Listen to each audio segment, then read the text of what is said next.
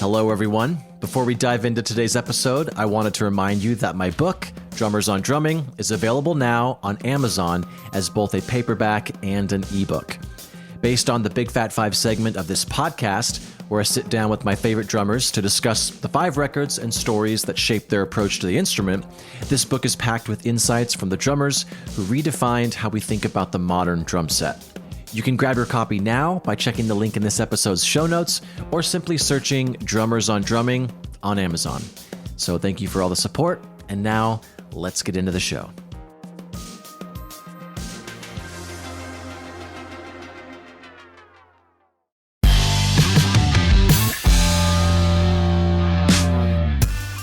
Hello. Welcome back to Big Fat Five, a podcast financially supported by Big Fat Snare Drum.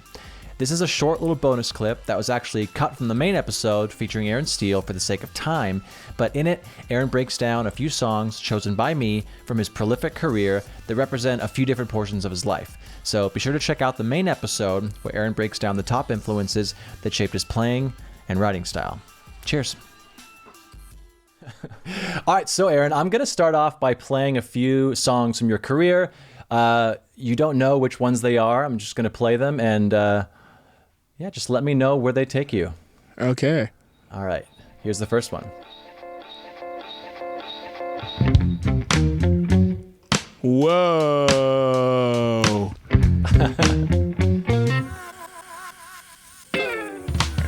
This is sick, dude. This is crazy. This is like very young me. We go to her room. Oh my God. She smells like perfume. Wow. Alrighty, there you go. That was What I Got by Abaraki. Jesus, man. That's actually crazy. So kind of early in my career as like a sideman. Mm-hmm.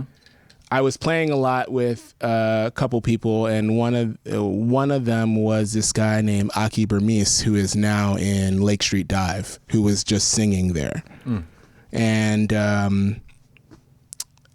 we started a band with a couple other friends, Brian Forbes on guitar and Ari Folman Cohen on bass, and literally the project is just all our names smashed together, and then we started actually, like, I was playing gigs in town, but people in New York, like, which is where I'm from, but people weren't really noticing me. I was like getting some gigs, but it was only I was like definitely on the D list, that kind of vibe.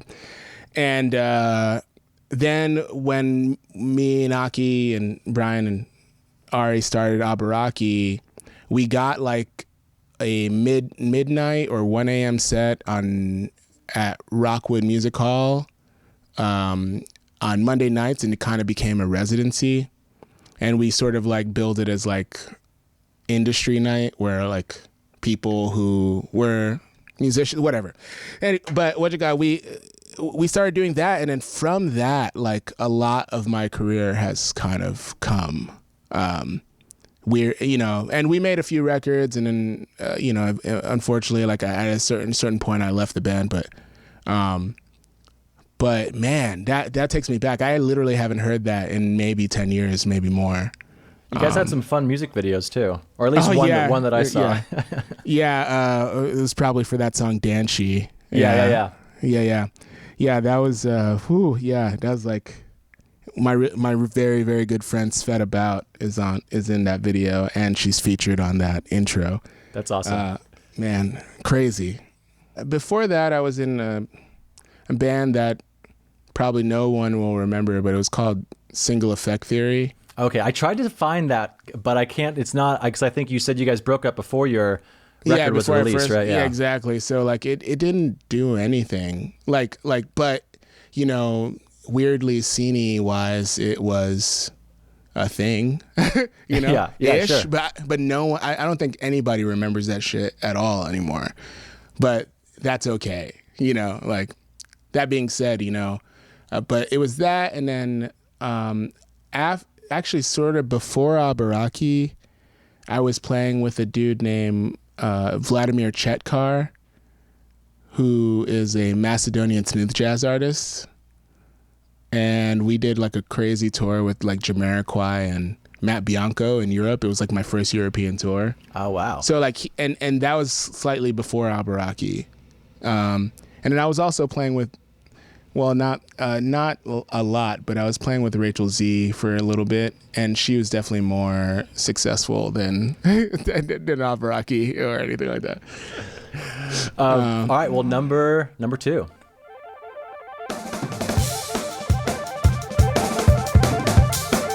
Yeah. The drumming on this is so good, dude. Thanks, man. Yeah.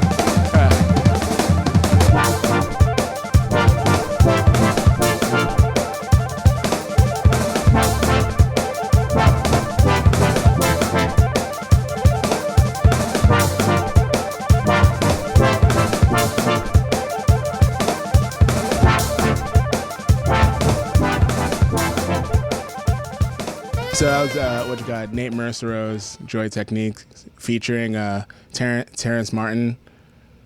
And Nate, there's a lot of things that go into this. Like Nate is like, we met through my girlfriend, Jenny Tay, you're the best. But she was really good friends with Nate when he was kind of coming up in San Francisco, and she used to live there for a long time. So she had known him since he was like 20 or maybe like 19 or some shit. And then, you know, cut to it now, he's like huge mega pop producer. Like he's worked on the last Lizzo record. He worked on the, damn. Like, you know, for as, you know, 70s and like really kind of vast his solo music is. Mm-hmm. He has influence on so much pop music that's happening today, which is kind of nuts. But we met because we met kind of briefly in LA when he was when he still lives in LA, but we met briefly, and then I was visiting some friends of my girlfriend's in Oakland, and he was playing a secret show opening for Facing New York, which is Ricky Reed's like rock band that he first like came up with. And the drummer that was supposed to do that gig with Nate, which was the duo gig, just drums and guitar, bailed out last minute, and he had never heard me play. And I just told him like, hey dude, like you know, like if you get some drumsticks for me, I'll play the gig with you. And then we just improvised to get like an opening set, and then after that we started playing music together like every day, you know. Damn, dude. And then like a year after that we made this record, and it went through a lot of permutations, but like a big chunk of that was us recording live in United Studio A in a room. And when Nate takes solos, he doesn't breathe. and when I am like vibing off of somebody, I kind of take on their characteristics. Oh shit. So I was like, you know, and I was just playing so much, and at that point, like I don't really play that many notes anymore like that. But the music kind of called for it, so it was kind of like, okay, let's fucking do it, you know. Sorry if that's not okay. You can say whatever you want, man. Yeah, so like, you know, going for that thing, and yeah, both of us like almost passed out directly after recording that. It was nuts. And actually, there's I think on the deluxe version of that album, there's like the original version of the tune, and there is like the newer one, I believe, which is the one with Terrence on it. Mm-hmm. But yeah, that was a peak moment in my musical life, just because so many friends were around. Yeah. Well, I actually saw you with a buddy of mine. We were in Highland Park, and you were playing at ETA, I believe, with Nate. Gosh, it must have been like 2 years ago at this point. You had like a little residency or something. Yeah, we were at a certain point. Me, him, and Greg Ullman, who's like another incredible guitarist.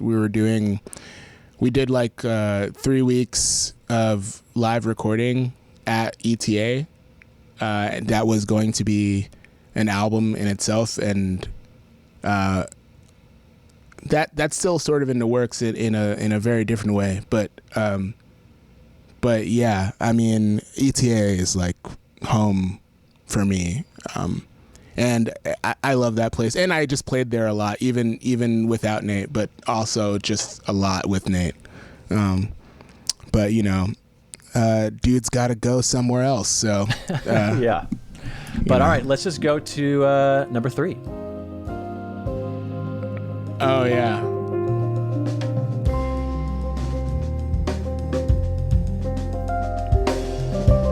Crazy. This is sick, dude. Thanks.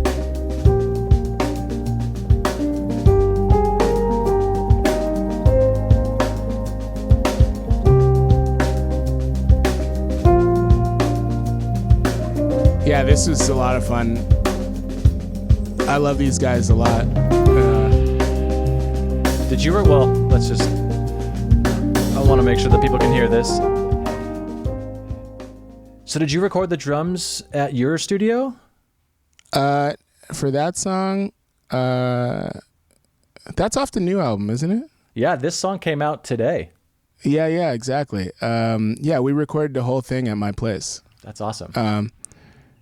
Like I forget what I record a lot, so I forget when and where things happen. But that is the song "Mute," by the way, off Dave McKay's new record. 3, Volume 2, Nashville. Yeah, yeah. Because the other one was Volume 1, Los Angeles, right? Correct. Yeah. Yeah. And I mean, we recorded all that in a spare room in my house. That was like, that was the first version of my little studio. I wish that you guys, my camera was working right now because I'd show you the new studio. But yeah, I mean, like I'm really happy with how that little EP came out. Maybe just send me a picture of you with a thumbs up afterwards, and I'll put it in the show notes or something. Oh, that's perfect. Yeah, that's like totally my vibe. Yeah, but that was we recorded that like literally days before everything locked down in the United States. Like slightly at the top of the year, I was in Russia and touring with Celise Henderson. We were doing like a State Department tour. And I came back and I started doing a residency at my favorite bar here in Nashville called, I'm not going to tell anybody because it's my favorite Please do bar. not, yeah. And then for part of that residency, I wanted to kind of it was called Nashville You Don't Understand, and I wanted to bring sort of improvised music to Nashville in a way that as a New Yorker I kind of understand a little differently than them, and I got those guys to come into town, and then we decided on making the second EP there at my house, and play one of those residencies. So it kind of it was kind of a double dip, if you will. I will. Yeah. But yeah, that I really loved. We like wrote all this stuff in a week and recorded it all that week as well. So it was great. And then COVID. Well, yeah, guys. Yeah. Well, I know you can answer. You can basically finish everything we're about to talk about, and then COVID. And then COVID. Yes. But that's all good. But yeah, guys, that record, it's an EP of 3 songs, came out today. And by the way, today is April 23rd, 2021, Friday. So 666. Exactly. And that's the show. Be sure to subscribe, and if you're listening on a platform that allows for ratings or reviews, do that. It helps more people find the show, which means the show will get better and bigger, and hopefully I'll have a chance to sell out one day. But you'd be an OG listener that could brag to all your friends. Anyways, also, why don't you go ahead and check out bigfatsnaredrum.com and follow us on Instagram, Facebook, Twitter, and all the socials. Just search for @BigFatSnareDrum and you will find it. This show is edited in part using Isotope RX8 audio editor. It's amazing, so go check that out at isotope.com. Bye.